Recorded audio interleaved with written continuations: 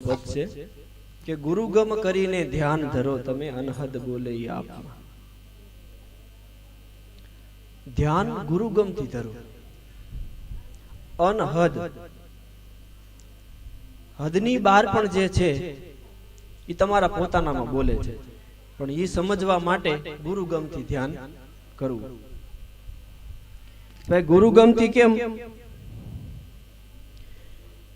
ગુરુગમથી જ્યાં સુધી ધ્યાન નહીં કરીએ બાપુ કે પંડિત પુરાણી અનુમાને અટકે. મારી તમને કીધેલી વાત તમારે અનુમાનથી અટકળથી સમજવી પડે, કારણ કે પૂર્ણ અનુભવો વાણી દ્વારા વ્યક્ત કરી શકાતા જ નથી. પૂર્ણ અનુભવોને વ્યક્ત કરવા માટે, પૂર્ણ અનુભવોને કહેવા માટે કોઈક ને કઈક વસ્તુના આધાર લેવા પડે, સ્થૂળ વસ્તુના. હવે સામેના સમજવા વાળા વ્યક્તિઓને એ આધાર દ્વારા જ વાતને સમજવાના છે, એટલે કે અનુમાને જ વાતને સમજવી પડશે. એટલે કે પંડિત પુરાણી અનુમાને અટકે નથી કોઈના માપમાં. ઈ વસ્તુનો અનુભવ હરેક વ્યક્તિએ પોતાએ કરવો પડશે કે કેવી રીતે, અને ઈ કરવા માટે ગુરુગમની જરૂર છે. બાકી તો બધું આપણે અનુમાને, બધું અટકળે જ સમજવું પડશે, જ્યાં સુધી આપણે ગુરુગમથી સ્મરણ ભજન નહીં કરીએ ત્યાં સુધી. કે આશ્રમ તજીને શ્રમ ઘણો કરે તપે ત્રિવિધિના તાપમાં. આપણે ગમે એટલું કરીએ, ગમે એટલો શ્રમ કરીએ, ગમે એટલો પરિશ્રમ કરીએ, ગમે એટલી માથાકૂટ કરીએ, ગમે એટલી મહેનત કરીએ, ત્રિવિધિના તાપમાં સતત તપતા જ રહીએ. ત્રિવિધિનો તાપ એટલે આધિદૈવિક, આધિભૌતિક અને આધ્યાત્મિક. આધિદૈવિક એટલે કે દેવતાઓ તરફથી મળતો ત્રાસ, જેને આપણે દેવ કહીએ છીએ, કે ભાગમાં હતું એટલે એવું થયું, વાવાઝોડું થયું, આપણું કઈક નુકસાન થયું, જે થયું. આધિભૌતિક, આધિદૈવિક. આધિભૌતિક આપણને કોઈ પણ સ્થૂળ વસ્તુના શરીરના દુખાવા હોય,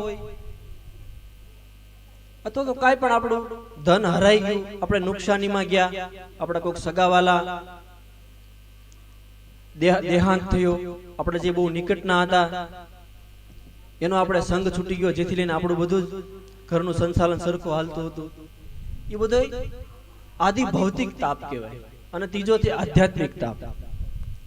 એ સતત ને સતત કાંઈક આપણું મન આપણને અંદરથી પીડા આપ્યા કરે. માણસ પોતાની અંદર જઈને જોવે ને, એક વસ્તુ સ્પષ્ટ નજરે પડે છે કે અમુક પ્રકારનો ભય, અમુક પ્રકારના ભયમાંથી માણસનું મન મુક્ત થતું જ નથી.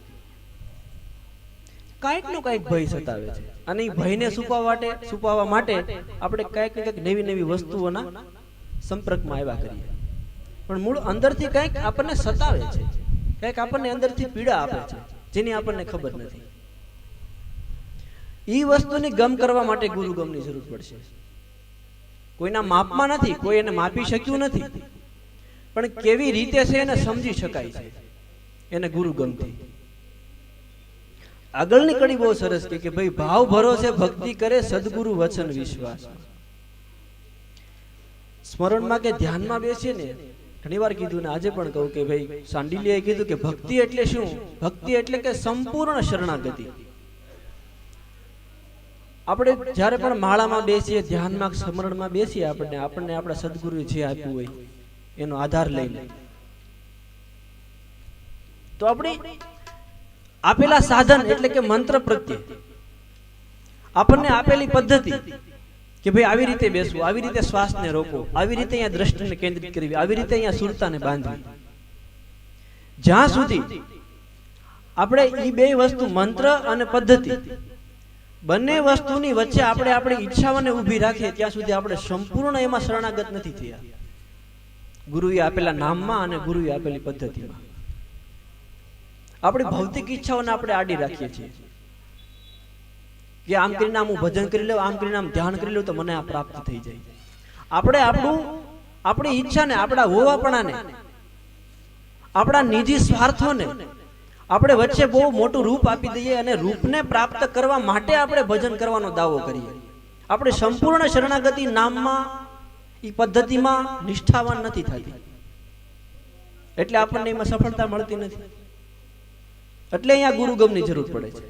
સતત અને સતત જે મહાપુરુષો આનું ભજન કરે છે, આને સતત અને સતત આમ સમકતું રાખવા માટે, એને ઉજાગર રાખવા માટે સતત ને સતત એના સંપર્કમાં, એના કોન્ટેક્ટમાં જ આવ્યા કરે છે. સતત જ એ ચેતનાના સંપર્કમાં રહે છે. એ પોતાની ચેતનાને સ્થૂળ વસ્તુઓના ભૌતિક જગતના આવરણોમાંથી આવરવા દેતા નથી, એનાથી દૂર રહે. શું કામ? એને ગુરુગમ પ્રાપ્ત થઈ છે. જો ગુરુગમ પ્રાપ્ત થયા પછી પણ જગતના જે વસ્તુ નથી કરવાની એ વસ્તુ કરે, જે વ્યક્તિઓના સંગમાં નથી બેસવાનું એ વ્યક્તિઓના સંગમાં બેસે, તો શું થાય? આપણું મન કેવી રીતે આપણી સાથે કામ કરે છે કે કોઈ પણ વસ્તુ આપણે જોઈએ, કોઈ પણ વસ્તુ આપણે સાંભળીએ, કે ગમે તેવા માણસ સાથે આપણે બેસીએ, એટલે બેઠા હોય ત્યારે કઈ ન વાંધો આવે, એનું સાંભળી લઈએ, આપણે એનું જોઈ લઈએ, આપણે એના સ્વભાવ વિશે વિચાર કરતા. બેઠા હોય ત્યારે ન વાંધો આવે, સાથે બેઠા હોય ત્યારે. પણ જ્યારે આપણે એકલા પડીએ ને ત્યારે એ બધી સાંભળેલી વાતો હોય ને એ આપણે સ્મરણમાં બેસીને ત્યારે બધી જ વસ્તુ રિફ્લેક્સ થઈને પાછી આપે આપણને, એનો એક આકાર બનાવીને આપણને આપે. એટલે આપણા મનની સ્થિતિને વીખી નાખે. એટલે મહાપુરુષોએ ના પાડી કે અભ્યાસીએ ભેદવાદીની સાથે ન બેસવું. ભેદવાદી એટલે કે જે તમારી સાધના તમે જે વિષયની કરો છો એનાથી વિપરીત શીતવાળા કે એનાથી વિપરીત વિષયની ઈચ્છાઓ ધરાવવા વાળા વ્યક્તિઓના સંગમાં ન રહેવું. આપણે એવા જ મિત્રો બનાવવા જે આપણા લક્ષ્યને અડીને ચાલતી વાતના યાત્રીઓ હોય, તો જ આપણને સફળતા મળશે. નહીતર તો આપણું મન એવું છે કે જે વસ્તુના સંગમાં જાય એ વસ્તુનો કલર પકડે, એ વસ્તુનો રૂપ પકડે, એ વસ્તુનો રંગ પકડે, એ વસ્તુનો સ્વભાવ પકડે. આપણે ફિલ્મ જોવા જઈએ તો ડાયલોગ મારતા. મન સીધી જ વાત છે. મન છે એ સ્ફટિક જેવું છે, સ્ફટિકના પથ્થર જેવું. એને પોતાનો કોઈ રૂપ નથી. એને જેવા રંગની પડખે મૂકી એવું રંગ બતાવે. આપણને એવું જ લાગે કે આ લાલ રંગ પાસે મૂક્યો તો લાલ રંગનો જ છે. એને પોતાનો કોઈ રંગ નથી. પણ આપણે જેવો સંગ કરીએ છીએ એવું જ્યારે આપણે આપણા સ્વભાવને એકાંત આપવાનો પ્રયાસ કરીએ છીએ ત્યારે સંપૂર્ણ લાલ રંગે આપણને થઈને આપણી પાસે આવવા મળે. આપણે ત્યારે પીડા પામીએ કે મારું મન કેન્દ્રિત થતું નથી, મને સ્મરણમાં કઈ અનુભૂતિ થતી નથી, કઈ જાગૃતિ આવતી નથી. પણ નથી આવતી એનું કારણ એ છે કે આપણે ગુરુગમ સંપૂર્ણ આખા વર્તુળને સમજીને આપણે સાધના નથી કરતા. આપણે સાધના કરવા ખાતર કરીએ છીએ કે ભાઈ બાપુ કીધું છે ચાલો એક બેરકો ફેરવી લઈએ, બાપુ કીધું છે ચાલો 15 મિનિટ બેસી લઈએ. ભલે આપણે અડધી કલાક, 20 મિનિટ, 15 મિનિટ જ બેસી, પણ સંપૂર્ણ શરણાગતિથી બેસીએ. આપણે કોઈ પણ સત્સંગમાં જઈએ ને તો સત્સંગમાં પણ એવી રીતે જવું જોઈએ કે હું બધું જાણું છું એટલા માટે નહીં, હજી મારે કંઈક નવું પ્રાપ્ત કરવું છે, હજી મારે કંઈક નવું સમજવું છે, હજી જીવનમાં સમજદારીનો કંઈક રાહ પ્રાપ્ત કરવો છે. અંદરથી એક ભાગને કોરો કરીને જવાનું છે, સતત એક ભાગને ખાલી રાખવાનો છે ગ્રહણ કરવા માટે. બસ એવી જ રીતે સ્મરણમાં બેસવાનું છે. હું જેટલું જાણું છું એ બધી બુદ્ધિના માપથી જાણું છું, જેટલું જાણું છું બધું મનના માપથી જાણું છું, જેટલું જાણું છું એ બધે જગતની આજુબાજુની વસ્તુઓના કે વ્યક્તિઓના આધારે જોઈને જાણું છું. પણ જ્યારે ભક્તિમાં બેસું ત્યારે હું કાંઈ જ નથી જાણતો. ધ્યાન એટલે શું? ધ્યાન એટલે સંપૂર્ણ અસ્તિત્વને જેમ છે તેમ કાંઈ પણ સામો પ્રતિકાર આપ્યા વગર અસ્તિત્વને પોતાના સંયમનામાં ઉતરવા દેવું. ધ્યાન એટલે બીજું કંઈ નહીં.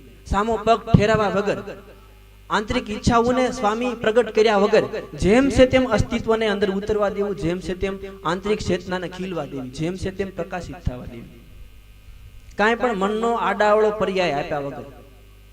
એટલા માટે કે ભાવ ભરોસે, ભરોસાની જ જરૂર છે. જે આપ કીધું ને, મંત્ર જાપ મમ દ્રઢ વિશ્વાસ, પંચમ ભજન છો વેદ પ્રકાશા. 9 પ્રકારની ભક્તિ જે રામકથામાં કીધી કે 5મી ભક્તિ કે પંચમ મંત્ર જાપ મમ દ્રઢ વિશ્વાસ. મંત્ર જ હું છું અને મારા સદગુરુએ જે આપ્યો છે એમાં સંપૂર્ણ ભરોસાથી, સંપૂર્ણ નિષ્ઠાથી આપણે કે બીજું કંઈ જ નથી, ખાલી મંત્ર જ છે, બીજું કંઈ જ નથી. મારા સદગુરુ જે આપ્યો એ પૂર્ણ વસ્તુ છે. કાંઈ પણ ઈચ્છાઓ વશમાં આડી લાવ્યા વગર આપણે અડધી કલાક, 20 મિનિટ, આપણને જે સમય આપણને આપણા સદગુરુએ નિયમ આપ્યો હોય એવી રીતે સંપૂર્ણ નિષ્ઠાથી આપણે કરવાની છે ભક્તિ. તો જ આપણામાં ઉજાગર થાય છે. નહીતર 2 કલાકે આપણે આપણી ઈચ્છાઓને આડે આવ્યા આમ ઊભી કરીને રાખશું, 2 કલાક બેસશું, ગુરુ ગમને નહીં સમજીએ તો વિકાસ થશે પણ લાંબો ગાળો માગી લેશે. ટૂંકા ગાળામાં આપણે સમજી નહીં શકીએ, થાકી જશે. એટલા માટે ભક્તિ એટલે કે સંપૂર્ણ શરણાગતિ, સંપૂર્ણ ઈચ્છાઓ અને સંપૂર્ણ સંબંધોને જગતમાં મારી અત્યારે આખું જગત વિલીન થઈ ગયું છે, જગતમાં હું એક જ વ્યક્તિ વધ્યો છું, એટલી સંપૂર્ણ એકાગ્રતાથી આપણે સ્મરણમાં બેસવાનું છે, ધ્યાનમાં બેસવાનું. કંઈ જ નથી, કંઈ જ સંબંધો નથી, કંઈ જ ઘટના બની નથી, કોઈ જ વ્યક્તિ નથી. એટલી સ્વચ્છ ઈચ્છા છે.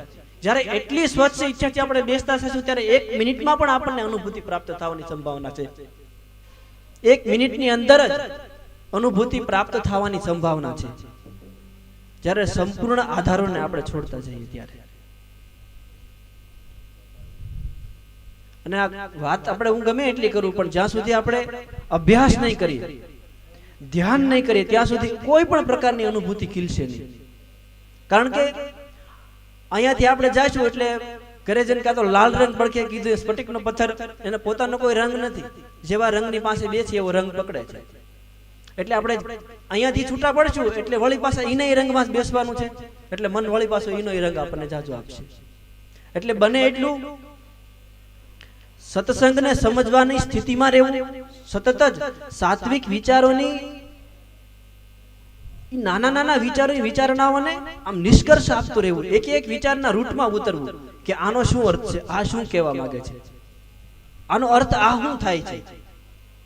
આવી રીતે આપણી વિચારધારાઓમાં આપણે સૂક્ષ્મતાથી પ્રવેશ કરીશું ત્યારે જ આપણા મનને સંપૂર્ણ રીતે આપણે સમજી શકીશું કે મન ઈ છે શું.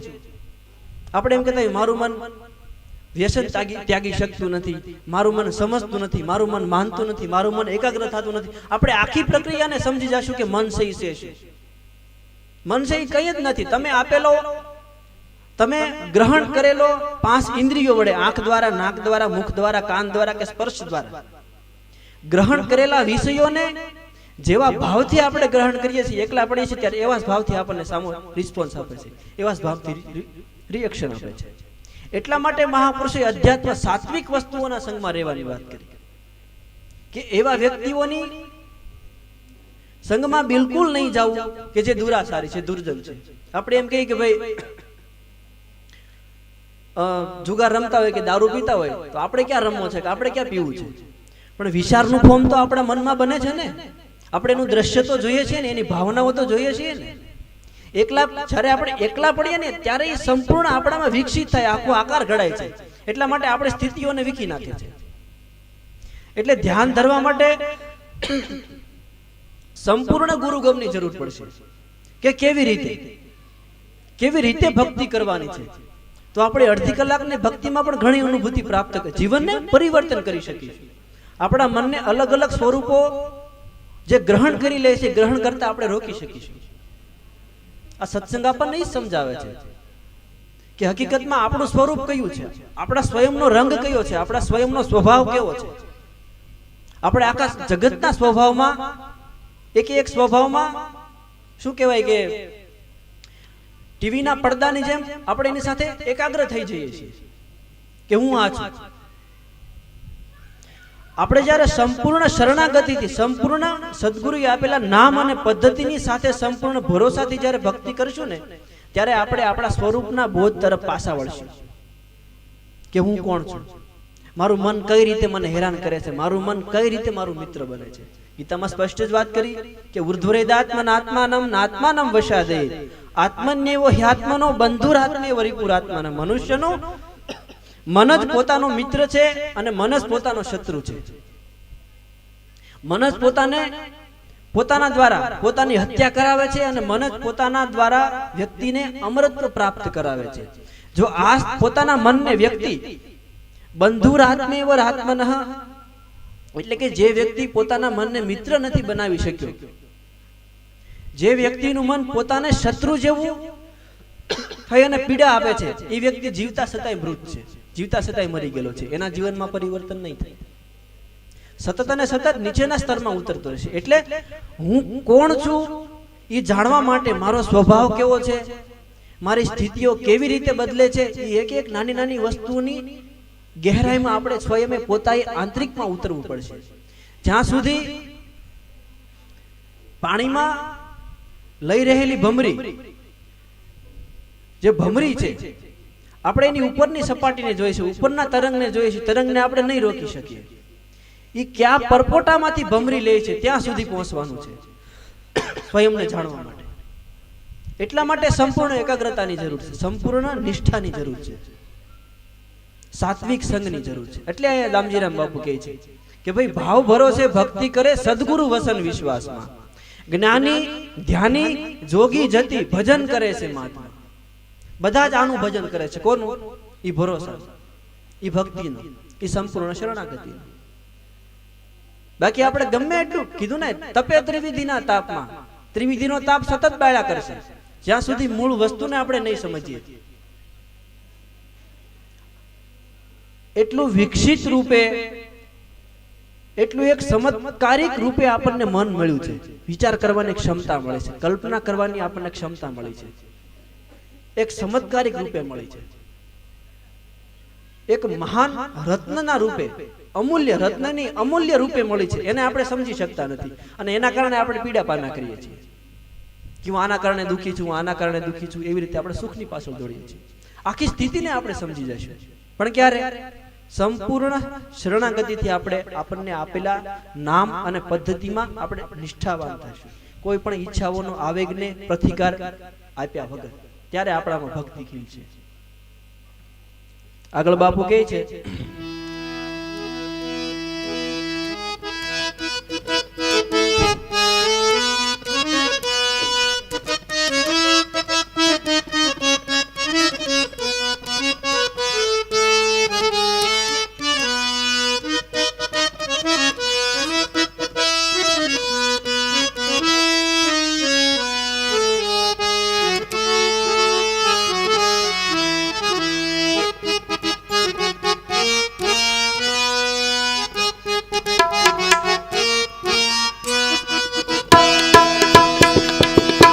વેદવાણી તો નેતિ નેતિ કહે,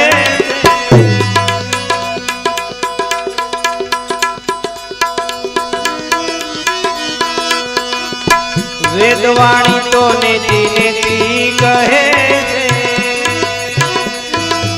એ નુગરા બડાઈ કરે વાતમાં, નુગરા બડાઈ કરે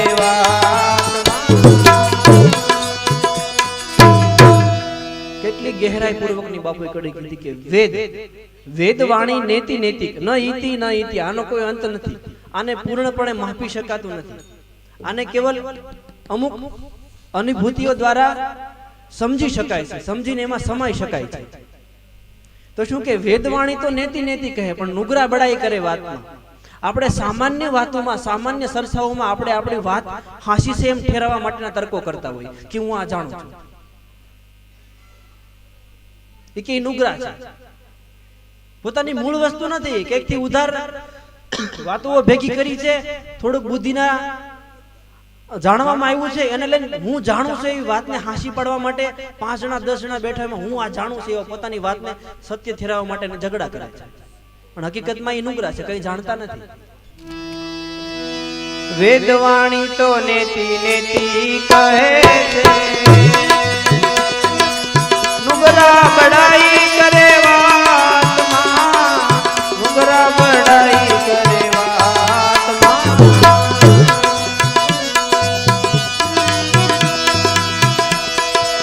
દાસ દામજી રામ ગરીબ દાસ શરણે, દાસ દામજી રામ ગરીબ દાસ શરણે, પ્રગટ ભેગ્યા કરીને જ્ઞાન ધરો તમે અનહદ બોલે.